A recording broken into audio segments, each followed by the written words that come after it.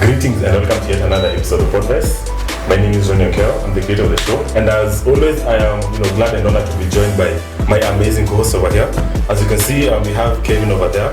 Kevin is the executive producer and brand manager. As you guys can see in the middle, we have the lovely and amazing Joy, who is our community manager and the writer of the show. And without much further ado, we would love to jump right into the show. So, first off, how are you guys feeling? I'm good. Yeah. Trying to be good, should I say, because a lot has been happening. Yeah. But I want to start on a lighter note. I don't know if you guys actually care about this, but I do want to talk about beauty standards. This may be a bit far-fetched from the scope of what you actually discuss. But I have been seeing on the internet people are doing plastic surgery reversals. They're removing their face fillers. I don't know if it's as prominent in Kenya. Yeah. Maybe we're just not as moneyful as these people. Even I feel like Kenya is still on the phase where guys are trying to, they're still on do butts the and plastic breasts. surgery. Yeah. Hopefully, we'll be getting that. Yeah. Is that really somewhere we want to be getting into? Of all the things, there's too much going on. That's true. But definitely too much going on here. Yeah. My question is actually, I want to get your POV on this. Do you actually care about plastic surgery? Does it affect how you look at a person? Okay, the people you see on the internet at least. Yeah, I feel so. Yeah, it definitely affects how you view them. Yeah. How? If you know someone did something to alter their physical appearance. Yeah. Of course, it brings the question of what do you feel was wrong to begin with? Yeah. So it's some sense of insecurity. I feel it's like going too far in terms of you could die. Yeah, right. So much the health implications around that. For me, I feel like I wouldn't necessarily judge you, but I love what you say though. I feel like it says so much about the person. Are you insecure? The person or the society? First of all, the person. I will say though, almost women who have plastic surgery are like, it's not for men. Yeah. It's not for the male kids. Yeah. I'm like, is that true? But technically it is though, right? Because they're trying to be more sexually appealing. But now when they're removing the surgery is when they admit it. Exactly. You're not doing that for your fellow sisters. Yeah. Sorry, maybe the makeup, but not the. Yeah, but for me, my issue is you'll do the. People are removing ribs, guys. It's come to that. Yeah, they're removing their lower ribs so that they can have a snatcher waist, and they'll still wear waist trainers. Wow. And still put on a filter that carves even the wall behind them, and the door is also in plastic surgery as well, because they don't know how to cover it up. Yeah. So I just thought I should talk about it, even though it's probably not something you discuss. I don't know. You think it's a red flag. Yeah. No, but you think it's a red flag. Definitely, yes. So you are judging. Red flag, I think I'm for plastic surgery if it's medical. If you had an accident, if you have some weird birthmark that you just think hinders your right. For that I get. If you have a scar, then you can. Sometimes for women who breast reduction, they do it because your breast is all the way here. Your back aches. It's a lot. So for that I think yes, but. For now, I don't know. It's situational. It depends on the situation. And for social media, many people, when they look at it, they actually think these people look like that. I have beef with the people who now do surgery and then they become PTs. PTs? You know what I'm saying? There are personal trainers. Oh, okay. And they're like, I did these quotes. I did these quotes to get this body. And for a long time, people were like believing it. Yeah. They're wearing pads. When you're at a surgery, they're wearing padding under their tights. I'm starting to say now when you're going to date, you literally have to tell someone, let's just go to the cinema first. Just so you can literally see the actual physique. You can have to do waterproof. But you can't hide your pads, in a bikini or like in a swimsuit. In a swimsuit. So you just come in as a biker then. I will say there was this lady who was like, the moment she looks rough, like she's in the store, she's just woken up, bun. That's when she gets most male attention than when she's dressed up. And the men were like, because we can actually see how you look like when you're not made up. Right. So I know what I'm getting. So I know if you make yourself up, you're going to look 10 times as opposed to meeting you at your best. I meet you at your worst and I'm like, okay, I think I'm okay with you. Yeah, I guess this is base level. I can live with it. Right. Actually, also, like for me, I feel like that is one of the criteria. Like I need to see you without the makeup first, so I know what I'm signing up for. Because like it's just like PR, like you coming up with makeup and everything. Then like the next day, wake up, I'm like, okay. But when you don't care about the hat, lazima mbele mtu anaka. See, that's another conversion. But you're trying. It feels like you're trying to dupe me. Like why? It's nikama na ni trick. Like just come if it's mambo za hats to jiange approach. Usikuje alafu sasa after makeup sasa ushaanza kuingiza stories za hats. Let's just like dumb it down to that level, to that foundation. Give a hat. No, but I love what you said though. I feel like it also, like this whole conversation, it is influenced by the society, right? And the pressure the society gives you, that you feel like, okay, now everyone needs, like ndio inabamba kitu, when people have like whatever they say, just like even Black Chyna, when she was talking, she was like, why did you do it? And she was like, because that's what was in. But people are going through so many, but on the dangers of like BBL, which I feel like all of you have had, the thing is, like in your butt you have very specific veins and capillaries. It's like fingerprints, they're different for everyone. So the people doing the BBLs, when somebody is injecting whatever, it can clog something. And there's no like structure for how veins and capillaries travel. It's unique for everyone. You get, so it's not something you can study. That's how people are getting paralyzed or dying just for Personally, I think it's too extreme, honestly. Just there, like the other things ways. You can they are definitely harder. It's easier, by the way. I feel like plastic surgery is even easier if you have the money. For sure, right? But it's harder to, like, for instance, go to the gym or something consistently. That will take probably like 2 years. Exactly. No one, most people are not ready for that level of commitment. So the thing is, you can have a BBL, guys, and still add weight. So that's something you might want to consider. But just share with us in the comments what you think about this whole extreme beauty thing on a Kenyan level. Whether we'll ever get there, which I think we can. I don't know. I don't think anything is impossible. Comes down to the pressure that you, or what you're watching. Even if you're always watching that kind of content, you're gonna be influenced. But at least we have bigger problems in this. Speaking of bigger problems, you guys. We're about to go almost. Anyway, guys, so let's talk about the Maandamanos. What do you think? This is how I'll say. Okay. I don't know which one to begin with, guys. They're all traumatizing stories. Since we spoke about mental health, let's talk about DJ Brownskin before we go to the Maandamanos. We'll just end there. So he filmed his fiancée dying. There's no better way to say it. But I have read the in-laws POV. Now, the wife was called, fiancée was called Sharon Jerry. The father's POV is like, they were really close, him and the dad, her and the dad, and they had marital issues, yes. But when she was dying, do you know the dad actually didn't know there was a video? He only took what the fiancé said. Now Brownskin, when he told him, he found her having taken the poison. So he's like, okay. So he didn't even try to investigate it. He didn't try to see what was up. He just took his word for it, because he was like, even if I investigate, it's not going to bring my child back. But turns out, so this is what he has known. He made peace with the fact that the daughter took poison. Now, a year later, because this is a year now, somebody from I don't know where released the video. And you see just how inhumane it was. Like, he actually filmed her as she mixed it, drank, as she was frothing at the mouth, that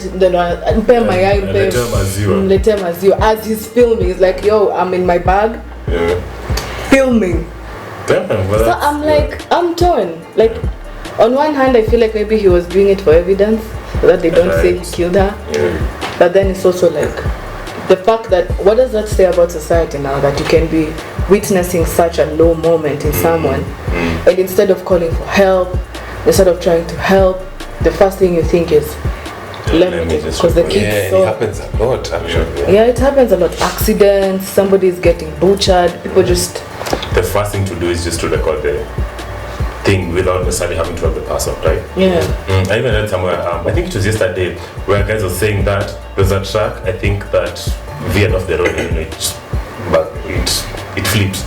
Right? And guys, instead of trying to actually help the guys in the accident, they were trying to take like bags of rice.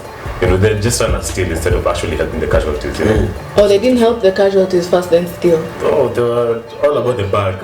You will all die one day. Today is your day. I need rice. It's the rice. I'm sorry, but no, what do you just to throw a spanner in the works, about the whole DJ Brownskin conversation.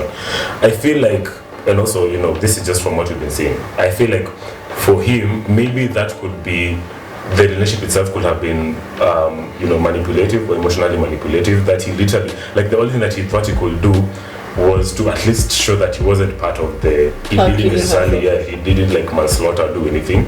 So he just had to like record it to show it. And I mean, for anyone who's trying to die, like you can't necessarily just like stop their death. They're always just gonna, like, there's really nothing much you could do about it. If you could have saved it at that particular time, then maybe. But that's the case for him, though. He could have done something then. Do you feel like what could? But he also knew the kids were there. That's the messed up thing. Actually, the kids came in. The kids came in at some point, and they found the mom lying down. Yeah. Breathing in pain, like she was exactly. Yeah. So I feel like anyways, it just goes to show like how toxic the relationship was.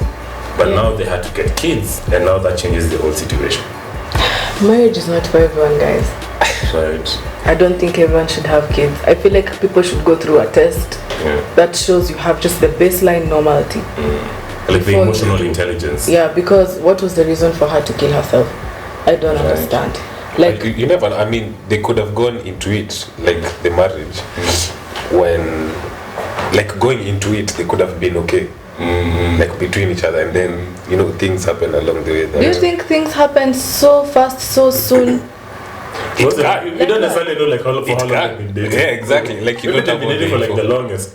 But what I feel like it's so like came out from this whole conversion is I feel like there's just a lot of emotional manipulation. People who threaten suicide in relationships. What do you think about that?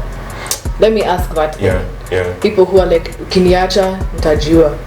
That manipulation is and they have attempts, so it's not even like they're joking. So you feel responsible for this person's life. Exactly. There are people who are in such situations, and then you wonder why they're not living.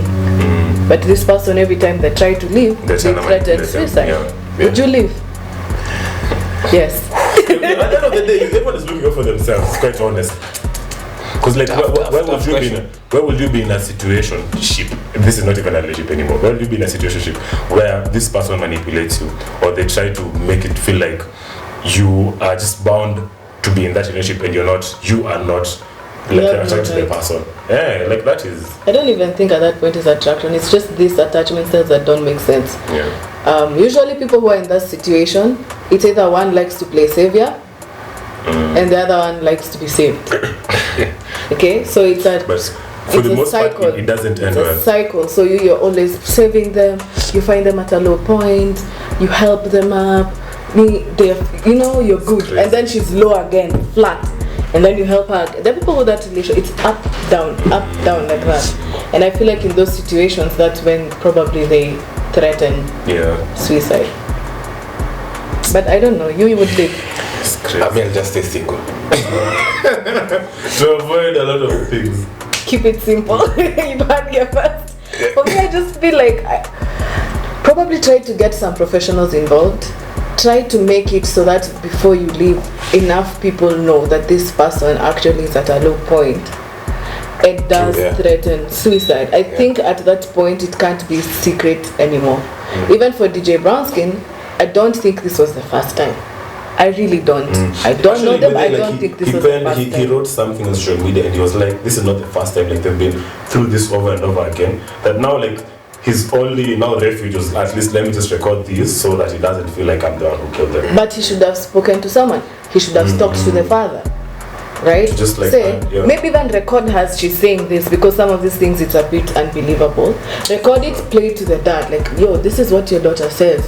I don't know if I am able to help her at this point. And to be honest, I don't know if I even want to, but we have kids.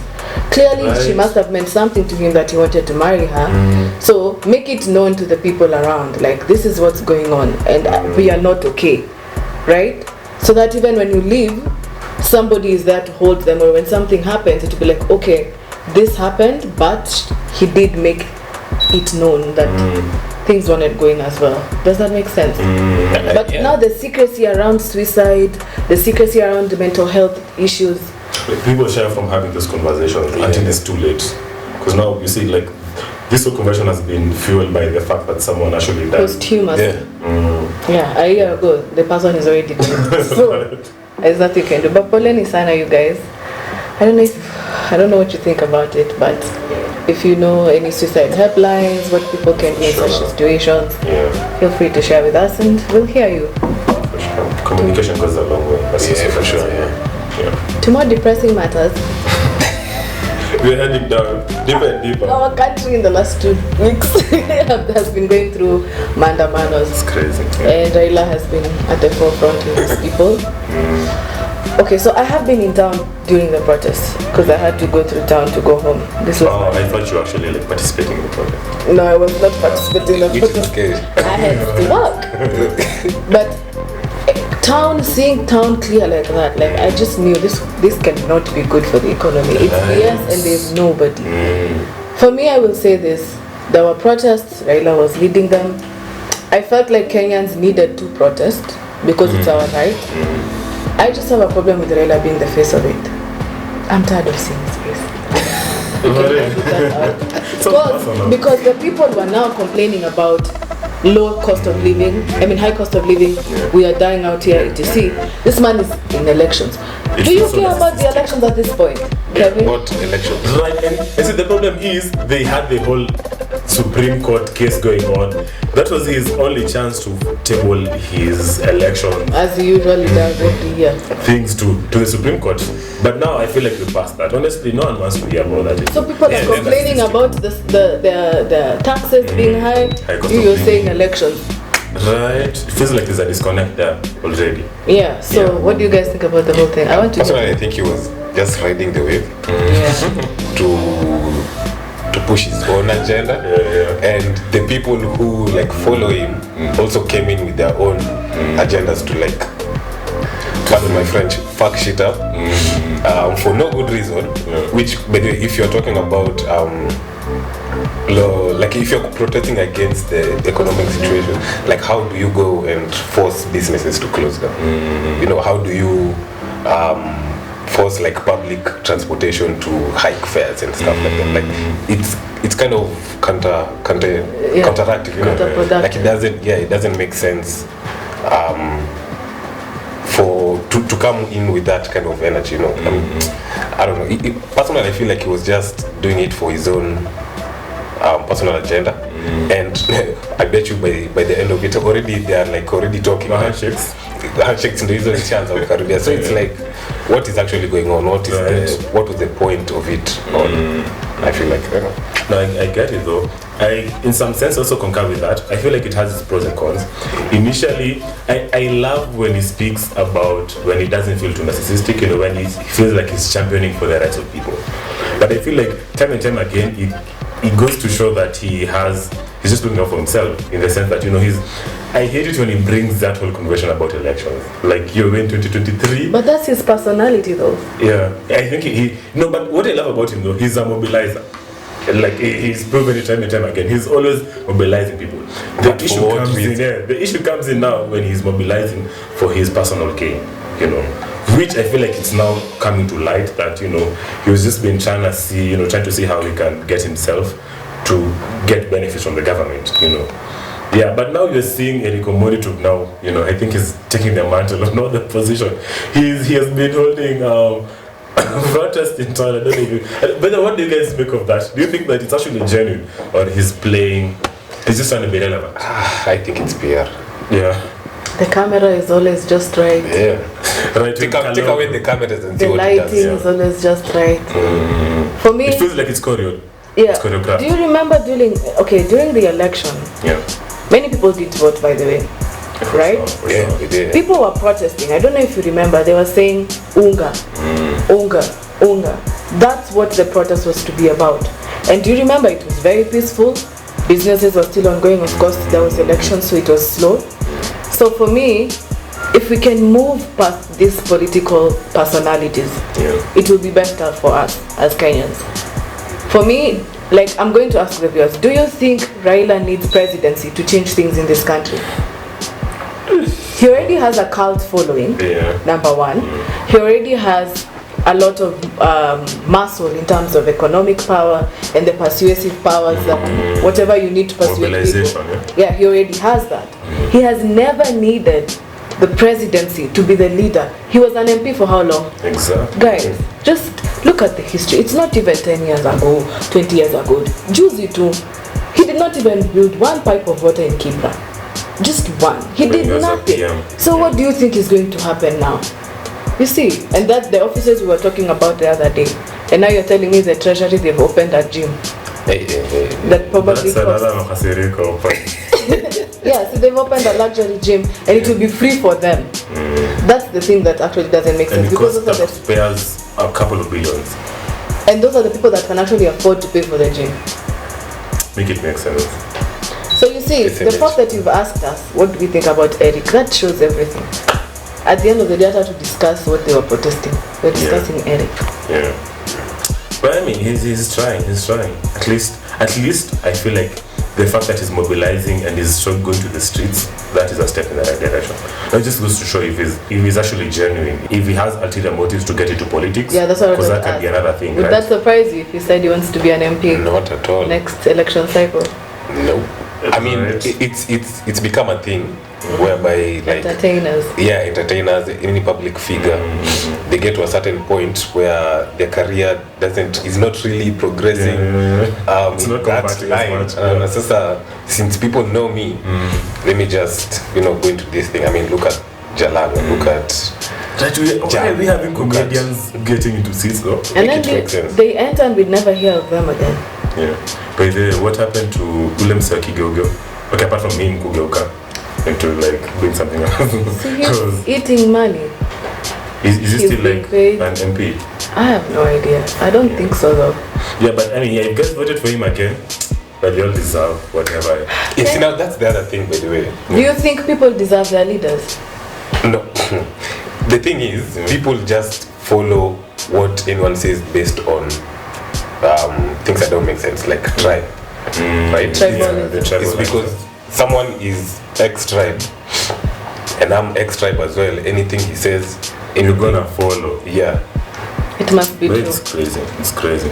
But I feel like, we honestly need to just go through whatever these people are gonna put us through, so we learn. Like the only way you're gonna learn is through like experience, because time and time again we haven't learned anything. I feel like we'll have to keep on going through that cycle again till we actually learn it by ourselves. To not vote along table line. Yeah, but the problem with that is it's a declining spiral, In what sense? Like it digs us deeper into the hole we're already. Yeah, I feel like it is a point where you can't even jack. Exactly. Right? Yeah. Because you're getting deeper and deeper and deeper in. So it's just that, to say the least. Because the leaders, they're reflecting how the society looks like. Because the leaders come from society. So it's like this mirror. It mirrors each other, meaning our values are also out of place. That's why our leaders are out of place. Exactly. What these politicians are doing to us now, it's now embarrassing. I feel like it's humiliating. Like, you cannot, if you are in this country and you are consuming news at a constant, you will lose your mind. Right. Like utatoa nguo town, like utachiri. But then when I see people moving close, I don't even judge them. I'm usually like, in Kenya, this is possible because too much is happening, right? And this creator that was saying that in Kenya we are being fed so many negative things, that do you believe that? Like, we are almost on autopilot. Things don't traumatize us as much as we are traumatized and we just don't know. People are joking about weird stuff. Like this chick, mwenye alipewa hii position, anaitwaje? Azed. No, the other, the old one. Akothe. No, this is Akothe, the musician. Yeah, and she had a miscarriage and put it on TV, on Instagram, and people in the comments were insulting her in real time. So I just felt like last company. Last company. No, but many Kenyans are like that though. Like, we're just so angry. You have to spill it somewhere. Just have to find an outlet. We need more David more. Whether it's to project it to anyone, but it's crazy. But there's always like nothing to smile about, honestly. You feel so? For the most part. There's really no good news in Kenya right now. I'm trying to think. But there was the most recent news that you can say that right? you are optimistic about. For me, it was just a letter hella. But anyways, I feel like it's too soon to start being optimistic. Shafiweru has been given a position for the entertainment thing. I mean, I'm happy for him. I'm happy for him. I don't know if that's gonna help me though. He catched a bag. I don't know if it's gonna trickle. Yeah, but I mean, I think he's an events guy, so people are like, it makes sense. Yeah. Sakaja did it. So how does that make sense for Nairobi though? I don't understand. Right. I mean, yeah, we have to see, honestly. I feel like it's too soon to start, I'm saying anything about that particular role. But yeah, just leave it up to him and God and see, Let's see what this handshake will bring us. Because you guys also saying the CADs has been... Oh, it's CAS. The CAS. Cabinet Administrative Secretary. How many are there? 50. So yeah, we have 50 unconstitutional new positions. Right. The government, the parliament were given a task to vet them, but they said they couldn't vet them. And, because it's unconstitutional. Yeah. When the president said, we do not need your opinions. Kinda. Yeah, we're actually going to swear them in now. They don't need to get vetted anymore. We just swear them in, and they got sworn in. And we have the likes of, some really incompetent people who've been in the government for the longest time and they haven't done anything. And what does it, for example? I mean, we have I think Mr. Tomanga, there's Ivan Skidero. I don't know if you guys know what he did. If one day we wake up and there's no air, let's not be shocked. They stole it. I swear. Yeah, because I think Wilson Sosion, who was he was in the education bucket, did nothing. He was always, holding press conferences. We have Ivan Skidero, we have Dennis Itumbi, I just feel like he's now rewarding his political, loyalties, for lack of a better word. Yeah, but now that costs us taxpayers almost 2 billion, per month, just to pay 50 CS. And I read somewhere that it costs, the salaries is just 750,000 a month. That is exclusive of mortgages for, I think, 3 million. So, just some crazy ass, basically just gonna cost us, for lack of a better word. As usual. So, yeah, let's just see. Yeah, so that's what's been happening, and I'm sure there is more to come. The buffoonery will continue. I feel like he's assembling all the demons. His loyalties. No, honestly, I had even forgotten about Kidero. He has cases. So not to discourage you guys, but instead of being angry, I feel like let's bring it to a holistic place. Instead of just being enraged and just hiding our heads in the sand, I just feel like we just have to meet personally with ourselves and see what we can do to help ourselves. We need to outgrow the politics in Kenya. I feel like that's the only way this can happen organically and as peaceful as possible. So as Kenyans, especially as the youth, because I feel like we'll have more energy, let's just refuse to be bullied. Let's get in touch with what the politics says, what our law says, so that these guys don't just come and tell us this is what it is and that's it. So I think research. Yeah, I feel like our lack of knowledge is really making us perish, to be honest. The fact that we know what we know because the politician has said it, that's dangerous. These people, they have no morality, and I feel like it is foolish to expect politicians to save you out of anything. Not just in Kenya, anywhere, period. Sure. Nobody is praising their politicians, right? So these are the most insecure people. They don't get full, nothing satisfies them until they destroy everything. So for us to be angry all the time and expect change from them, I just think it doesn't make sense. Cycle, true. That makes sense. As you said, they are the most insecure, but also at the same time the most privileged. I feel like these are people who grow up their whole lives don't even know what feeling broke is. I mean, who is someone who thinks bread costs 500? Right. Such levels of detachment, and you expect these people to. So you're right. I feel like it needs to come from us. It needs to come. The pressure needs to come from the bottom up. Oh, you are one of them. That's the only bottom up that we can I feel like because we can't. Clearly, we can't count on them to look out for us. Yeah, to look out for us. So I mean, guys, educate yourselves and actually try and find solutions to these Like despite them. Yeah. But yeah, that's pretty much all I can say. I mean, what I can say is just we should just try as youth, we should try to use social media constructively, not just for entertainment, but also to hold your member of parliament accountable, just try to ask them, where these resources went. And I feel like that has been springing up. I think of late people have been trying to hold people, at least their members of parliament accountable. I think I love what at least Kiwete has been doing. On Twitter, I feel like that has been so prevalent, where guys are just telling Sakaja atengeneze barabara. Luckily Sakaja is always like proactive and trying to at least better the society. From at least how we know him on social media. Yeah. So just, let's just try to use social media constructively. Hold your member of parliament accountable. Yeah. Do you even know them?